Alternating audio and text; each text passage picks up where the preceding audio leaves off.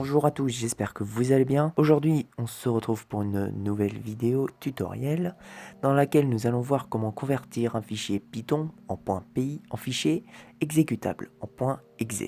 Ce tutoriel ne nécessite en aucun cas des lignes de commande incompréhensibles et interminables qui souvent amènent à un plantage. Pour ça, aujourd'hui, nous allons voir comment convertir un fichier Python avec un logiciel très simple d'utilisation, mais qui nécessite un autre logiciel. Ces deux logiciels sont Python 3.7.3 qui intègre quelques petites fonctions qu'on aura besoin, et enfin le logiciel qui fera la conversion, c'est Automatic PyExe.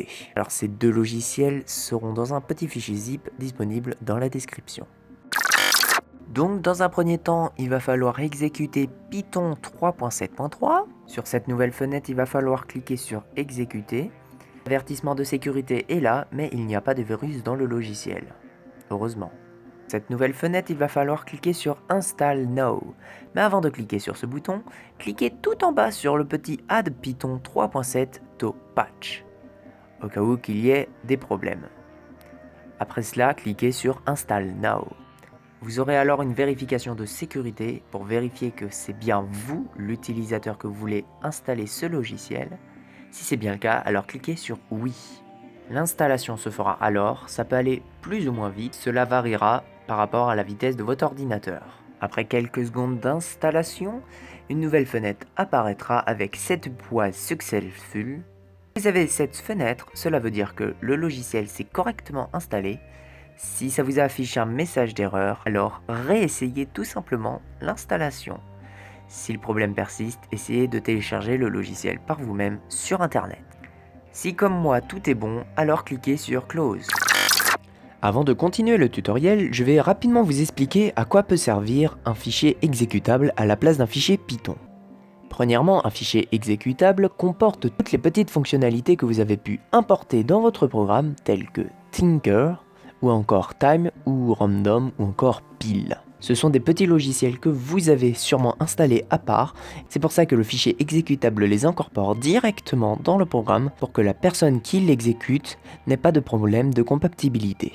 De plus, un fichier exécutable est bien plus facile à transporter qu'un fichier Python, car pour que d'autres personnes puissent exécuter le fichier Python, il faut que sur leur ordinateur, il y ait un exécuteur de Python, ce qui est beaucoup plus rare comparé aux personnes qui ont un ordinateur Windows. Reprenons le tutoriel. Alors, un raccourci se sera alors créé sur votre bureau. Vous pourrez ensuite l'exécuter pour commencer à travailler en Python. Pour l'exemple, je vais programmer une petite fenêtre qui s'ouvrira et qui nous demanderont de s'abonner en rouge. Et en dessous, il y aura marqué de laisser un petit like en noir, le tout sur un fond bleu clair. Une fois que vous avez terminé de programmer, vous pouvez faire Fichier, Enregistrer ou Enregistrer sous, les deux fonctionnent. Donnez le nom que vous souhaitez au fichier que vous allez enregistrer. Et en allant dans Run, faites Run Module ou cliquez tout simplement sur la touche F5. Votre programme que vous avez codé s'exécutera ensuite et vous indiquera si jamais il y a une erreur. S'il n'y a pas d'erreur, alors votre programme s'exécutera exactement comme vous l'avez codé. Pour ma part, c'est exactement ce que je voulais qui est apparu à mon écran. Alors pour moi, tout est bon. Si jamais c'est pas le cas pour vous, corrigez votre programme avec les erreurs indiquées. Si votre programme fonctionne, alors fermez toutes les fenêtres et retournez dans le fichier dans lequel vous avez mis votre Automatic PyExe. Maintenant qu'on sait que votre fichier Python fonctionne, il va falloir exécuter Automatic Py2exe.exe. Ça fait beaucoup d'exe, non? Sur cette nouvelle fenêtre, tout en haut, vous avez Step 1, Python Script Folders.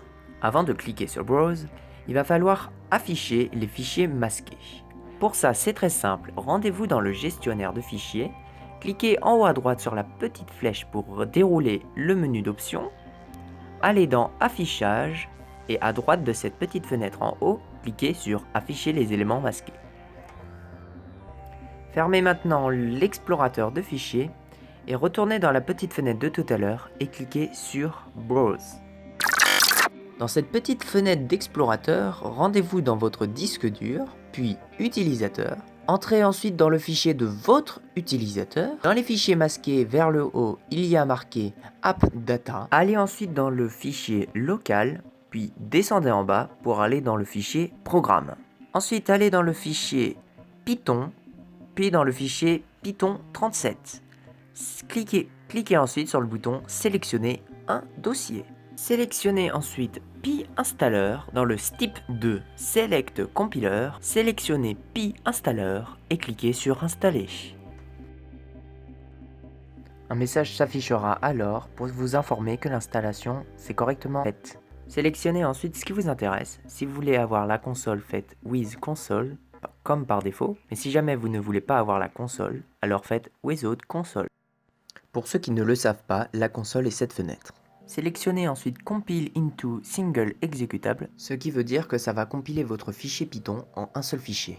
Si jamais vous avez fait une petite icône pour votre programme, sélectionnez votre fichier icône, puis cochez la case de Use icône. Ensuite, dans la sept 6, sélectionnez votre fichier Python. Cela, cliquez sur Browse et allez le chercher.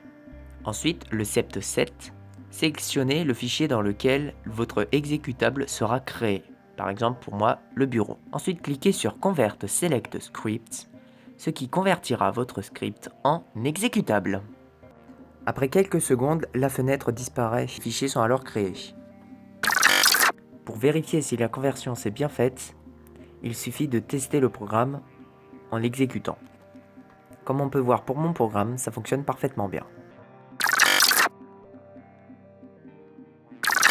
Merci d'avoir regardé cette vidéo. En tout cas, si ça vous a plu et vous a servi, n'hésitez pas à me le dire. Et si ça vous a plu, n'hésitez pas à laisser un like et à vous abonner comme ma petite fenêtre vous le demande. En tout cas, moi je vous dis à très bientôt. Ciao!